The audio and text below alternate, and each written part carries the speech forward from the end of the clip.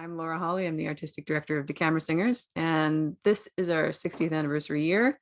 And I'm happy to see you here on Zoom, John Brough. You were the director from 2005 to 2019, right before me. And yeah, we're just gonna have a casual chat. I'm gonna ask you some questions about your time with DeCamera. I'm glad to be here. Awesome. All right. So first question, can you tell me about what the artistic and choral scene was like in Edmonton when you first became artistic director of DeCamera in 2005, including, a little bit about what your life and musical career was like at the time? Sure. 2005. Wow.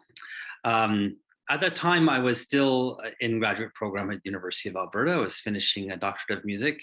I had already finished all the practical and coursework by then. So I was just madly researching and writing for my final thesis and paper. I remember that very well. So at that moment, I had been conducting some smaller ensembles in the city. I was with the Schola Cantorum Women's Choir, which was out of Alberta College. And so I'd conducted them for a number of years. I'd worked with some ad hoc choirs from friends at the university that I knew through my time as a student there. But the job opening for DeCamera came at a very opportune time for me. I had just finished a stint with Richard Eaton Singers as their assistant conductor as well, and had really enjoyed working with that choir with a big repertoire and orchestral works. So to get involved with a chamber choir and explore more of that kind of repertoire was just the right time. So the choir scene in Edmonton has always been really strong and very tight knit.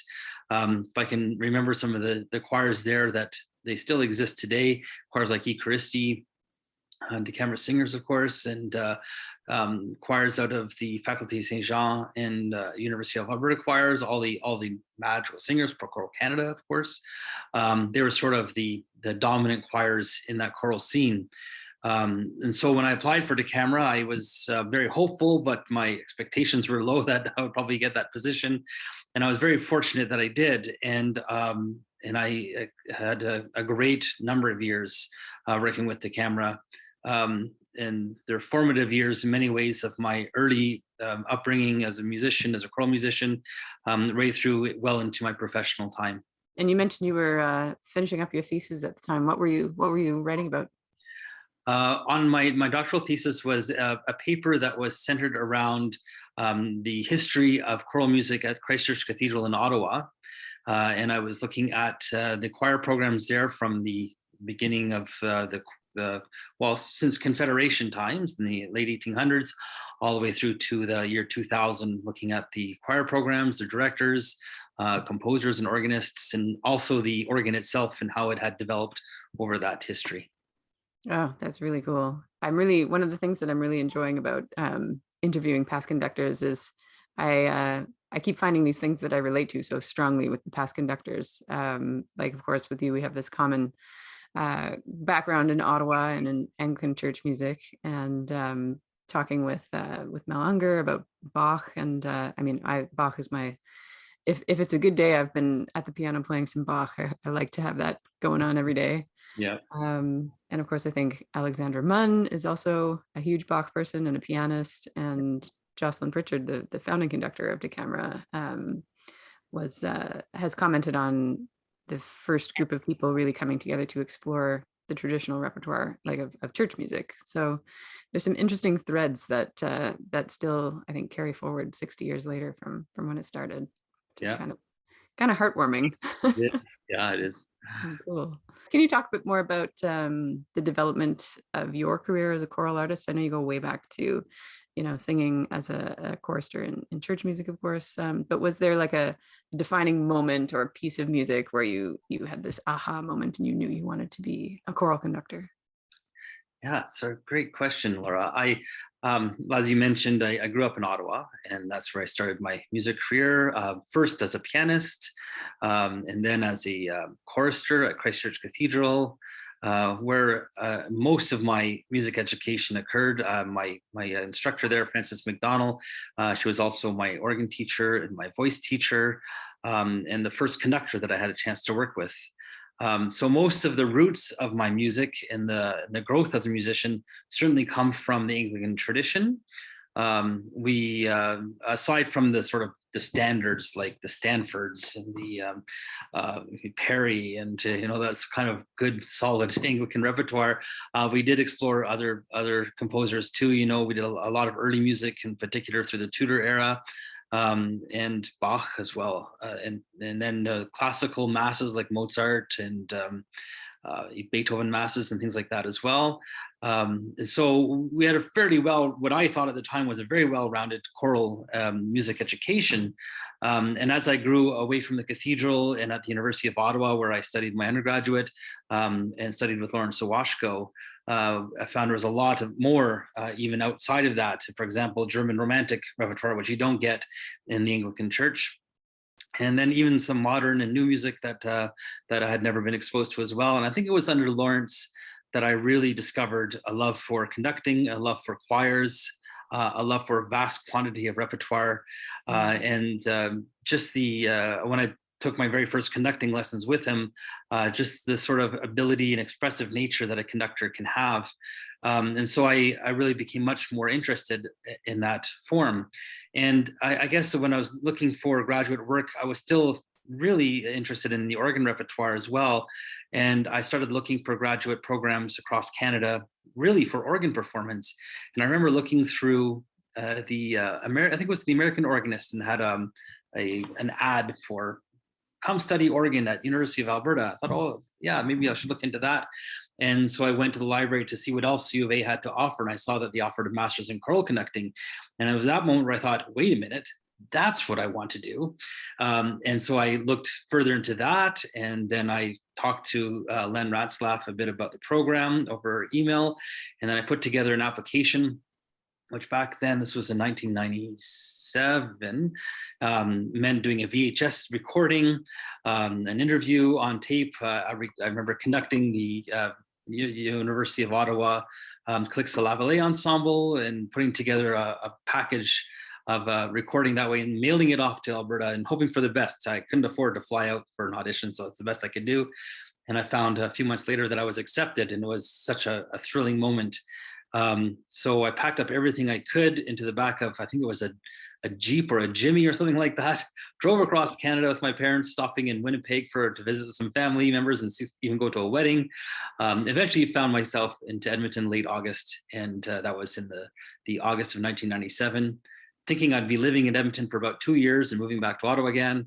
Well, now we're in 2022 and I'm still here, having a house and two wonderful children and a lovely wife and a dog like you, and certainly have made my roots here in Edmonton area.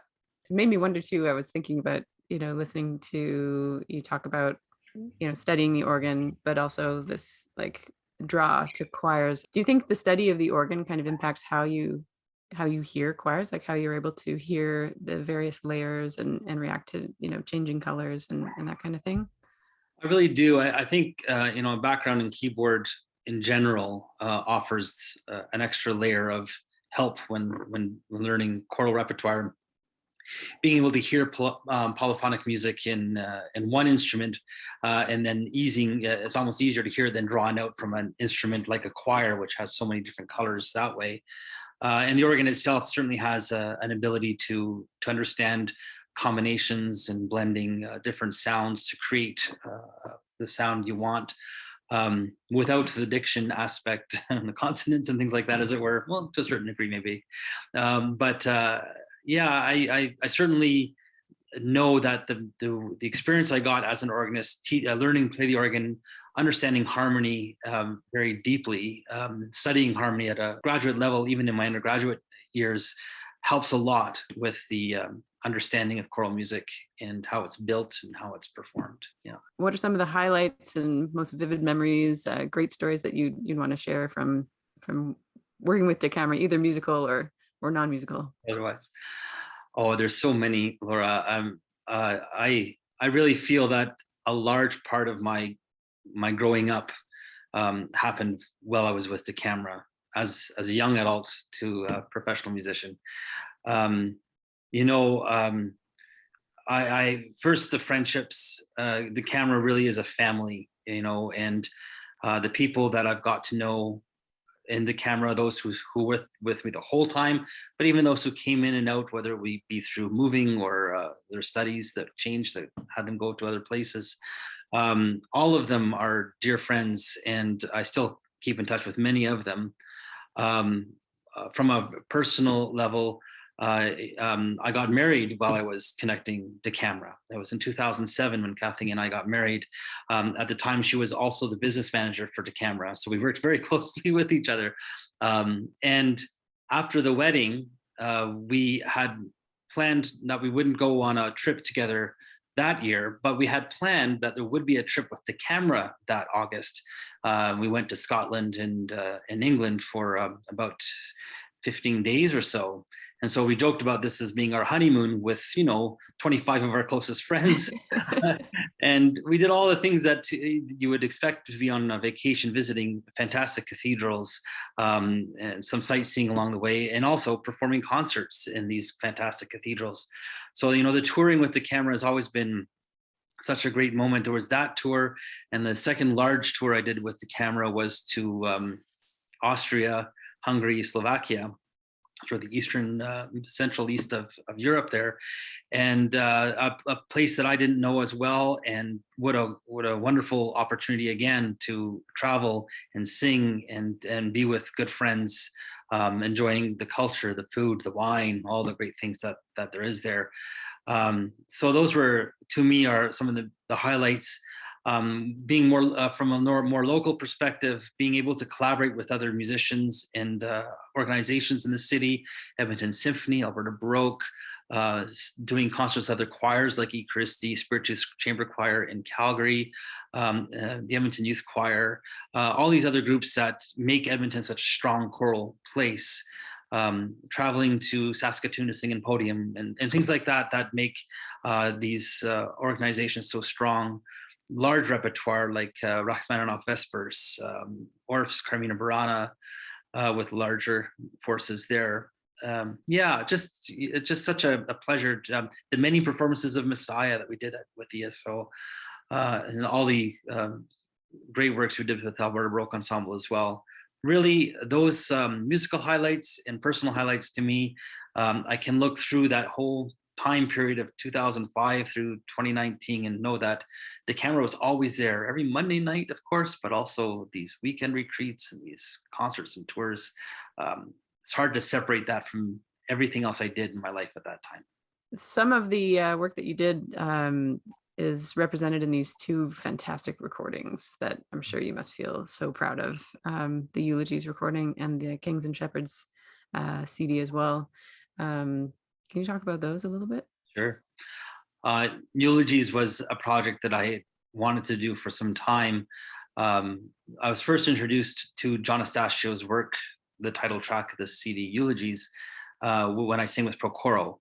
And he had written it for Procoro. And for a whole bunch of variety of reasons, Procoro could never get around to recording it at the time. And I spoke with John Astacio saying, I'd really like to record this work. And he's, I'd really love for it to be recorded. It's always been sort of a work that had not been recorded and he wished it had. And so I became very close with John, working with him together on this project, and became quite good friends through this process. And along with that, I was thinking of other works that we could put on that program. I had commissioned two works actually, one by Leonard Enns called The Only Face I Know Is Yours. This was in conjunction with a poet who was actually a friend of mine, U of A prof, but also was heavily involved in the church that I work at in my choir. And I asked him if he had any poetry he would like to see set to music. And he handed me his book called The Ark of Cones. And it's from this book that Leonard chose a passage from and set to music. And it's an absolutely gorgeous setting. And so that appears on the CD as well. And the other was to reach out to Frances McDonald, who I mentioned as my first conductor and organ teacher. And she is a composer as well, and asked her if she would write something. Actually, I had her write something for our tour to Scotland. And she wrote a piece for us for that psalm setting, and we've made that as the on the CD as well. And then alongside with that is Eleanor Daly's iconic Requiem. So this ended up being a CD not only of one great work, but about a handful of 4 or 5 great works, 2 of them brand new, and all of them Canadian. And so this ended up being a real well-represented CD of music from Canada, female composers, and poets from Alberta. And in the end, it was a wonderful project. We ended up recording it live with some retakes in previous sessions to put together what was essentially a live CD, with the help of the recording engineers at CBC, who were also recording it for live broadcast at a later date as well. So that CD got quite a lot of exposure, not only from local sales, but also on a national level as well, which was very exciting. Kings and Shepherds came about because we were thinking further down the road it was time to do another CD, and perhaps going into the Christmas market would be a good idea, as choirs do. It's actually a lot easier to sell a Christmas CD than others, although Eulogies did work out well for us. And so I went looking again for more obscure, new settings of carols. I got to know the works of Ola Yelo and also Jake Brunestad, who were 2 very big up-and-coming composers who are now well up-and-come composers in the world. And they had some very engaging settings of Christmas carols, which became the centerpiece for that. Also, Jonathan Dove's Run Shepherds Run, which is a great work as well. It was quite a challenge to put that one together, I do remember. The choir was in a bit of a transition. We needed something to work on, and this seemed like a really good project. It took a lot of effort and work to get the material together, and it really did in the end. And I'm very proud of both of these recordings for sure. Yeah, they're so good. And that, I mean, that Eulogies CD, it's such a gift to the national choral scene, like all those different components that you mentioned. And absolutely the Christmas, I'm smiling about the whole Christmas. I have a theory actually, because, at Christmas time, people kind of walk around with a bit of a magical feeling about them, Yeah. And sometimes I wonder, yes, it's Christmas, but is it also because like at that time of year, we just all listen to a lot more choral music and we feel good. We do. Yeah, absolutely. I agree. Yeah. We need more like year-long CDs. We got to like promote radio choral music and see if the magic of Christmas can extend into other seasons because of the choirs. That's what I think. I think handbells have the same challenge to get their music just not only at Christmas but elsewhere. Yeah, more handbells just in daily life. Exactly. Well, it hasn't been that long since you left De Camera, but tell us a bit about, and I mean, we've had a pandemic, but I'm going to ask this question anyway. Why don't you talk a bit about your musical journey since leaving De Camera, what you've been doing with choral art and otherwise musically? Sure. Yeah, I when I made the decision that it was time to seek some other opportunities, it was a very difficult one, and I questioned it often. And so actually, when I did eventually decide that my last season had come, I didn't really have a game plan. It was just a matter of recharging, getting back into loving music from a listening standpoint and from maybe a less busy world. And that was useful for me. I did do that very last concert with De Camera. It was in November of 2019, and I connected with you, Laura, on that program, with Mozart Requiem as being the work that I did. And it was a great way to send off. Later that month, I did a concert with Alberta Brough with a chamber choir that I conduct of ad hoc singers. And I really didn't have much planned after that.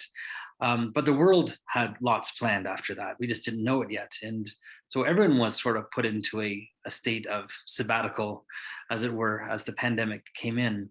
And many choral musicians such as yourself, Laura, did a lot of work to get choirs rehearsing online and unique projects in that. And there was some sense of relief on my part that I didn't have to do that. Although I was certainly around for a lot of that and saw all the great things people were doing. And I took part in a few virtual projects myself, especially with my church choir. I had an administrative position at a local university, and I was quite happy doing that administrative work. It got very, very busy during the pandemic, trying to keep that afloat. So I was involved heavily already with that. And I sort of was thinking that maybe this administrative work would be what I would be doing for a while. Uh, as luck would have it, the university, this is Concordia University of Edmonton, had a job opening for their choral program.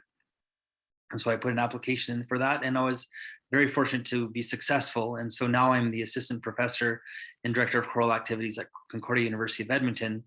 And as we slowly rebuild our way out of a pandemic, I find a new energy working with a new group of people, new repertoire, new challenges, but a very different landscape. And I'm looking forward to this next phase of my life as I make this program grow to something that, again, I can look back on to see how formative it was for the end part of my career. Awesome. Yeah, those students are lucky to have you. Thank you. Since leaving DeCamera, have you seen a change in choral art? Yeah, I mean, it's been difficult, hasn't it? And I think as I look around choirs in Edmonton, nationally, internationally, everyone has taken a hit during the pandemic.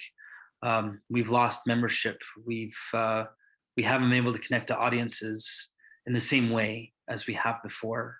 We've struggled with how to program, how to present choral music in a medium that really doesn't really work. You know, we've made it work, but it doesn't really work. And I think all of us are craving to get on the other side of this. And every day it looks like we're getting closer to that.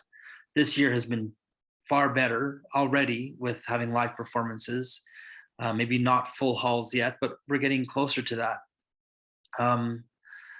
The work that choral musicians have done in the last 2 years to keep programs alive is commendable. And I think a lot of these choirs like DeCamera and choirs that have had long histories will rebound, you know, and I think there's a great opportunity to take what we have learned over the last 2 years and continue that into how we approach choral music, whether it be commissioning composers to write interesting works based on the experiences we've had, commissioning composers again to work with ensembles that are maybe look different now than they did 2 years ago.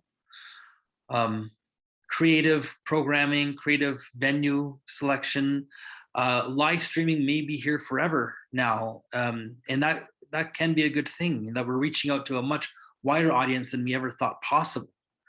And people have the ability and the technology and the know-how that we didn't have 2 years ago to be able to do these things. And I think that's, I don't want to use the phrase, if there was something good to come out of this, because it's such a tragic thing in many ways, and it's hard to imagine good from such a challenge. But really, we have taken skills that we've never thought we'd ever need as conductors, and we're making those things work. With Concordia, I've done 2 virtual projects with choirs from all around the world.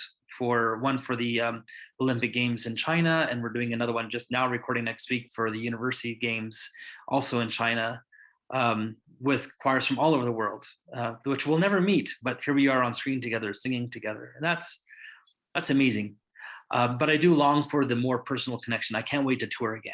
I can't wait to see big audiences again, and I'm confident that will come, but it'll be different. Yeah, thank you. It is interesting to sort of think about all of those different outcomes and what's here to stay, and it'll be interesting to see over the years what we thought was here to stay that isn't here, and what emerges. And at our gala concert this at the end of this season, we're premiering a new work by an Edmonton composer, by Stuart Beach. And the choir developed a vision for that piece together. Last spring, we talked about, what is this piece going to tell about who DeCamera is now? And, the thoughts and feelings that emerged from the singers in the choir really focused on that idea of overcoming the challenge and of transcendence, and, that image of, the phoenix rising from the ashes type of thing. And really spoke to how important choral singing is for everybody, how committed people are to sticking with it. And yeah, it's great the way Stuart has kind of molded that into this piece. I'm looking forward to premiering that for everybody. But yeah, it's definitely been a challenging and interesting time. Yeah, and I think we're stronger for it as musicians, and I think that the crave to do more things and more interesting things has never been stronger. The need to do that as well, to bring back our singers and our audiences. And I look forward to the next 10, 5 years or so, to see where exactly what are the things that we have done over the last 2 years that we'll keep, what are some things that we won't. Well, before we wrap it up, I just want to ask if there's anything else you'd want to share that I didn't get to in questions. Any final comments, ideas, stories? Yeah, I don't know. I'm sure if I sure there's a lot of stories, and maybe someday I'll document them, or hopefully I'll get a chance on Sunday when I see everybody to chat about some of those memories together. I'm really looking forward to the anniversary concert and to seeing friends that I haven't seen for a while, and to hear live choral music and to hear the camera singers, which Yeah. was my choir. It's just a lovely thing. But I'm glad to hear it as your choir. Awesome. Thanks, John. I'm happy to inherit this choir from you. You're doing wonderful work. Thanks, Laura. Well, thanks for chatting with me today. It's great to have this. Thanks. Thank you.